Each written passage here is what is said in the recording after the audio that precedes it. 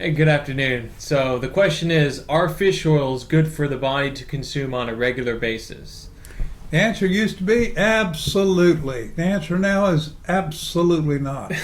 Because now we know.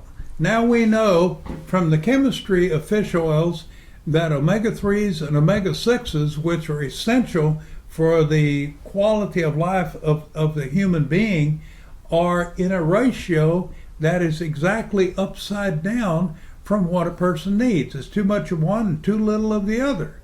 So, what are the other problems with fish oil? Well, the pharmaceutical industries have jumped on fish oil because everybody knows fish oil is absolutely fantastic. They don't know anything about omega 3s and omega 6s being out of whack. So the pharmaceutical industries have gone in and started modifying fish oil. And a friend of mine came in to have coffee with me one very early morning and said, my doctor wants me to switch over to taking fish oil to help lower my cholesterol. And I said, on the surface, that sounds good, but it's really foolhardy. He said, well, I'm really not interested in doing that. He could pinch a penny till blood comes out, and is as much of a miser as anybody you've ever met. And he said, they want me to pay $200 a month copay. I said, so what does this product cost? Well, about $800 a month. Wow. I said, wait a minute. Fish oil that you're going to take to lower your cholesterol cost the insurance company or cost the consumer $800 a month, but your insurance is going to pay for it, and your copay is $200. He said, that's right. I said, can you say stupid? That is just stupid. I mean, come on. And he said, but it's fish oil. And I said, that's why it's stupid, because fish oil isn't good for you. He said, well, my doctor said it's good for me. And I said, the omega 3s and omega 6s, the fatty acids in the fish oil are in the wrong ratio.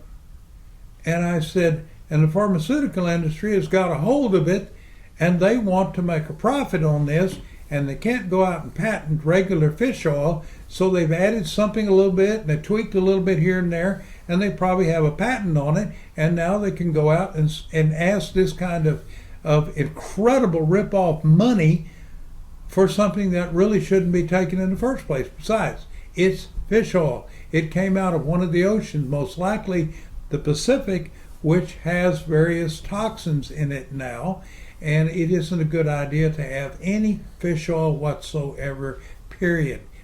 He said, but I need the oils to lower my cholesterol. I said, that you do, absolutely.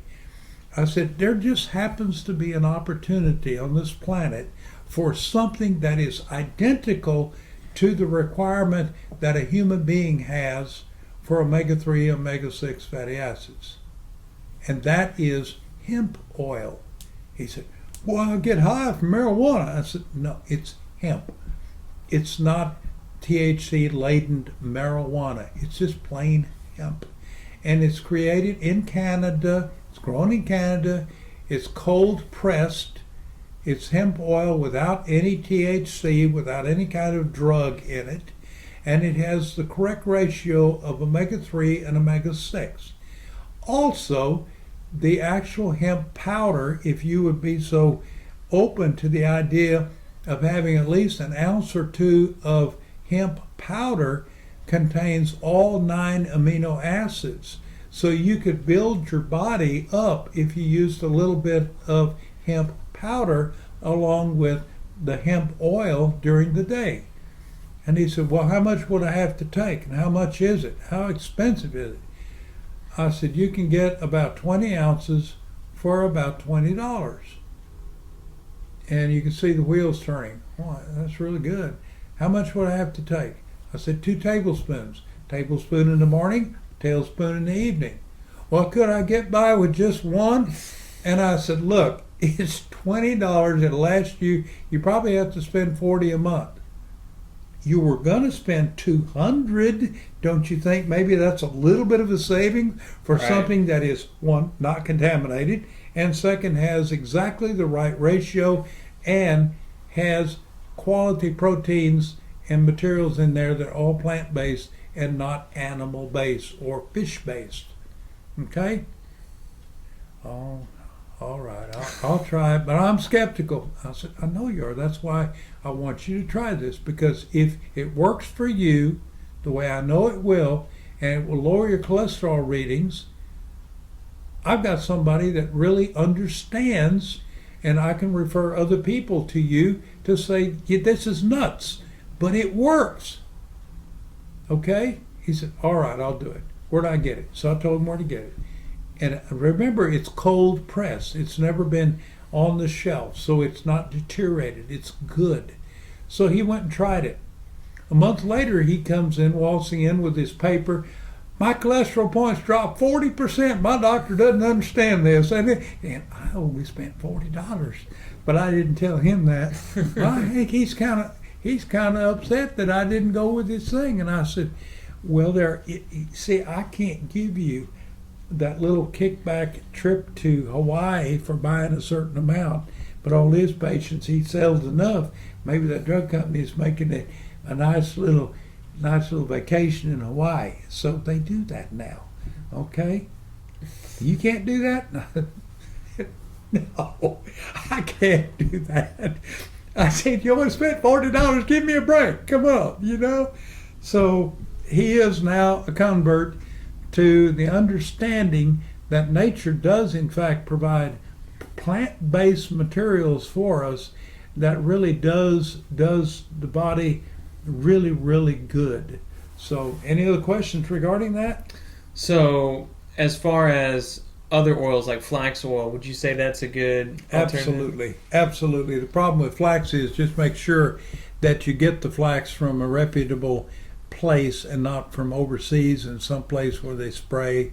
Try to get flax from U.S. or Canada, organic flax if you can get it, and always grind your flax, because flax is very difficult to digest and can pass through the body without any digestive properties whatsoever applied to it. So you want to grind it, put it best into a powder, and put it on your cereal, put it in, whatever you're gonna eat.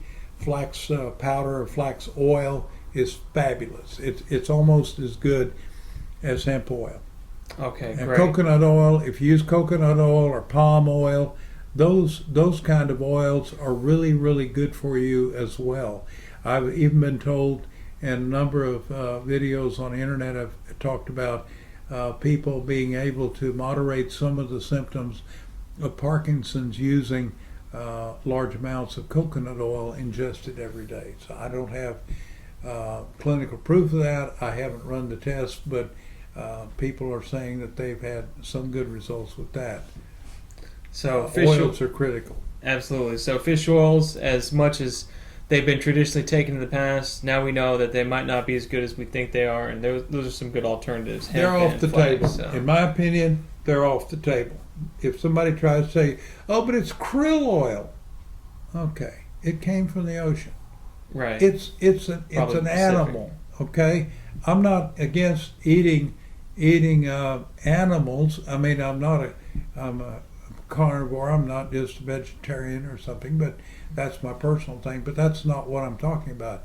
It's the contamination factor, and the fact krill oil also has omega-3 and omega-6 upside down from what we need to have for human physiology. So until next time, we're going to keep hammering away, bringing you the best videos we can as often as we can, 2 or 3 times a week. You can count on us. Let us know what's on your mind, and we're going to research it and bring it to you. And as we always say, be well. Be well. Thank you for joining us. Thank you.